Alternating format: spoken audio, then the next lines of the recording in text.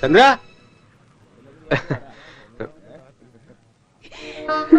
അമ്മായി അവരിങ്ങനെ പുറത്തെടുത്താതെ ഈ വിളക്കിലൊരു തിരിട്ട് കൈ പിടിച്ചകത്തേക്ക് ഏറ്റേ ബാക്കി ആരൊക്കെ പിന്നെ. ജാതിയോ മതോ കുടുംബം ഒന്നും ഞാൻ നോക്കണില്ല, സന്തോഷത്തോടെ സ്വീകരിച്ചേനെ. പക്ഷെ ഇതേതോ തെരുവീന്നോ? ആരമ്മയോട് പറഞ്ഞേ? പിന്നെ എവിടുന്നാടാ?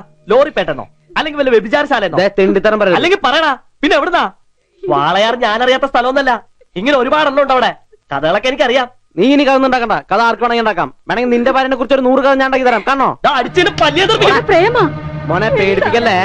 ഇങ്ങനെ ഇരിക്കണം നോക്കണ്ട. വണ്ടിപ്പണി ചേണനാ ഇട്ടിച്ചെന്നെ മൂക്കാൻ ഇറങ്ങണ പുറത്ത്. എന്റെ വീട്ടിൽ വേണ്ട. പിന്നെ നിന്റെ വീടാണെന്നും പറയണ്ട. ചന്ദ്രേട്ടൻ ചോര നീരാക്കിണ്ടാക്കിയ വീടാ, അത് ഓർത്തോ. അമ്മ എന്താ തീരുമാനിച്ചേക്കണേ? എന്തൊക്കെയായാലും അവൻ കിട്ടിയ പെണ്ണല്ലേ, സ്വീകരിക്കേണ്ട